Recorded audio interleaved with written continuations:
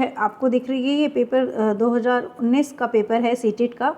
और यहाँ इसमें हम लोग सीडीपी के क्वेश्चन देख रहे थे, जिसमें 10 के सेट इस बार देखे हैं। तो 20 तक हम 1 से लेके 20 तक हम कर चुके हैं। अभी हम लोग 21 से क्वेश्चन नंबर 21 को देखेंगे। तो क्वेश्चन नंबर 20 हम लोगों ने देख लिया था और अब हम लोग 21 देखेंगे। इनमें से कौन सा बाह्य अभिप्रेरणा का एक उदाहरण है? मैं अपना गृह कार्य करना पसंद करती हूँ क्योंकि यह बहुत आनंददायक है। मैं बहुत अधिक सीखती हूँ जब मैं अपना गृह कार्य करती हूँ। गृह कार्य करने में मैं अपनी अवधारणाओं को अच्छी तरह से समझ पाती हूँ।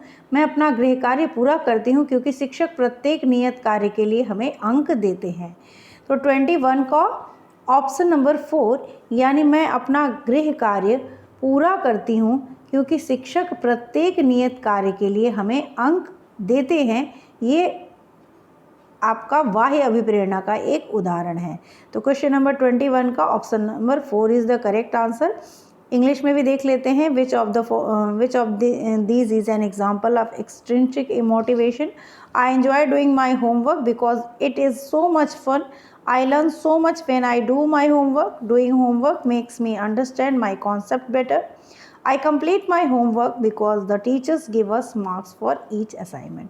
तो option number 4 is the correct answer. Next question देखते हैं। क्वेश्चन नंबर 22, एक प्राथमिक कक्ष में एक शिक्षक को क्या करना चाहिए? तो आप लोग भी, अगर आप लोगों ने अभी तक की वीडियो 2018 का ऑलरेडी अपलोडेड है हर सब्जेक्ट का, और 2019 का हम सीडीपी से स्टार्ट कर रहे हैं। इसके बाद अदर सब्जेक्ट के 30 के क्वेश्चंस हम अपलोड करेंगे। तो अगर चैनल को सब्सक्राइब नहीं किया हो तो कर लीजिएगा।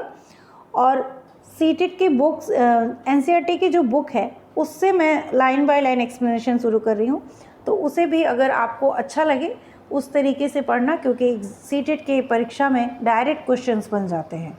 तो चलिए नेक्स्ट क्वेश्चन देखते हैं। एक प्राथमिक कक्ष में एक शिक्षक को क्या करना चाहिए?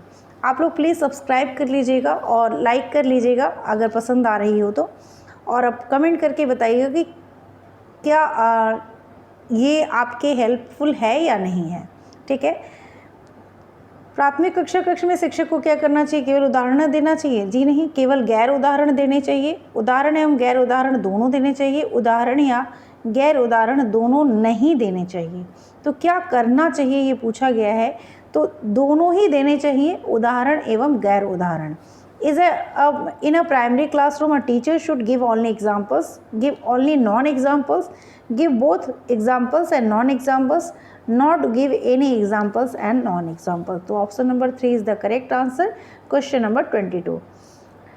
क्वेश्चन नंबर 23 देखिए। निम्नलिखित रणनीतियों में से कौन सी बच्चों में अर्थ निर्माण को बढ़ावा देती है? विच of the following strategies would promote meaning making in children? अन्वेषण एवं परिचर्चा, सूचनाओं का संचरण या दंडात्मक साधनों का प्रयोग करना, एक रूप एवं मानकीकृत परीक्षण। तो यहाँ पे सबसे पहले तो जो ऑप्शन कट हो जाएगा वो दंडात्मक है, क्योंकि पनिशमेंट की बात की ही नहीं जाती है।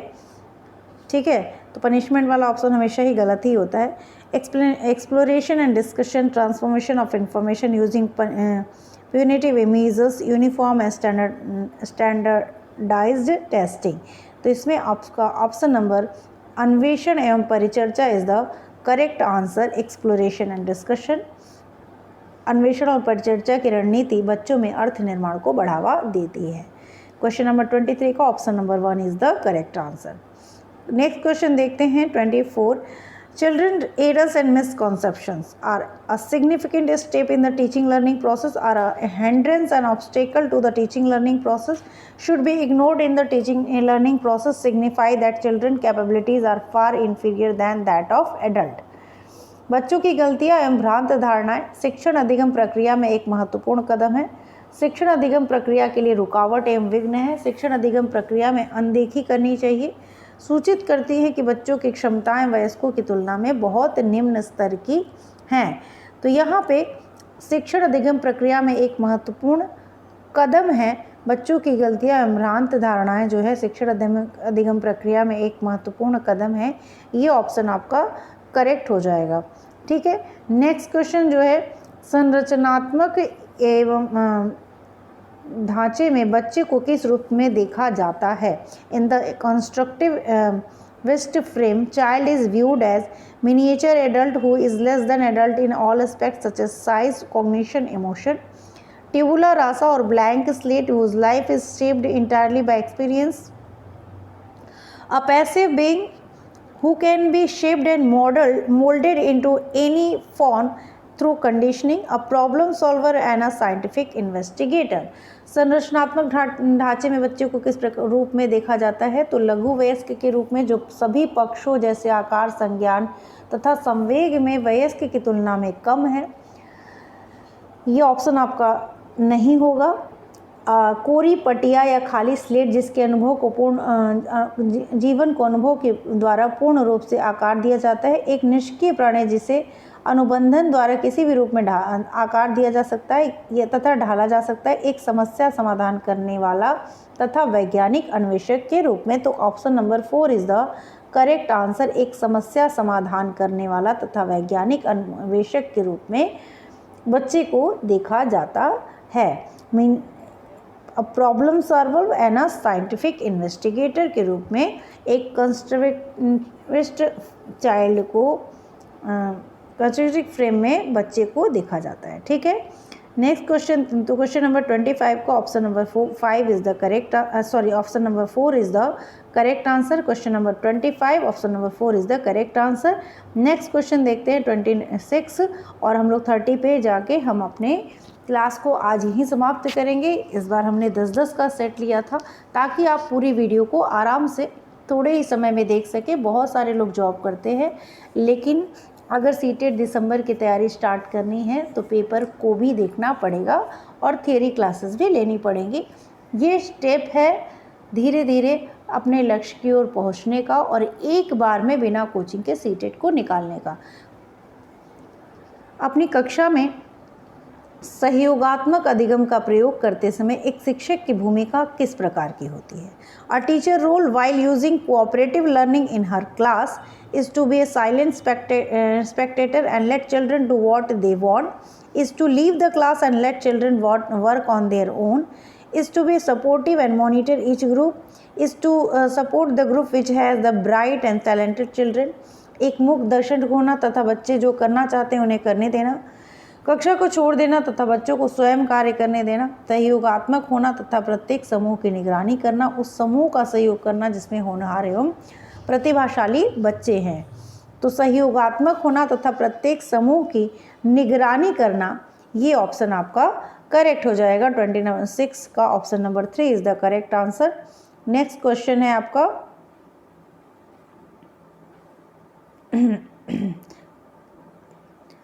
27। अगर आप लोगों ने प्लीज़ सब्सक्राइब कर लीजिएगा, अगर लाइक कर दीजिएगा और थोड़ा सा मोटिवेशन हमें भी मिलती है कि हम जो मेहनत कर रहे हैं वो क्या किसी के काम आ रही है या नहीं आ रही है। तो आपके लाइक से, कमेंट से और सब्सक्राइब से ही पता चलता है। तो आप करिए ताकि हम लाइव आके भी क्लासेस ले सकें और जितने ज़्यादा बच्चे जुड़ेंगे अच्छा लगेगा। निम्नलिखित कथनों में से कौन सा विकास एवं अधिगम के बीच संबंध को सही तरीके से सूचित करता है? विकास एवं अधिगम संबंधित नहीं है। अधिगम विकास का ध्यान किए बिना घटित होता है। अधिगम की दर विकास की दर से काफ़ी अधिक होती है। विकास एवं अधिगम अंतः संबंधित और अंतः निर्भर होते हैं। तो which of the following statement denote the relationship between development and learning correctly? Development and learning are not related. Learning takes place irrespective of development. Rate of learning far exceeds the rate of development. Development and learning are interrelated and interdependent. सही तरीके से सूचित करता है के बारे में कहा गया है। तो विकास एवं अधिगम अंतः संबंधित और अंतः निर्भर होते हैं। Development and learning are interrelated and interdependent. Option number 4 is the 27 का option number 4 is the correct answer. ठीक है, नेक्स्ट क्वेश्चन देखते हैं। Question number 28।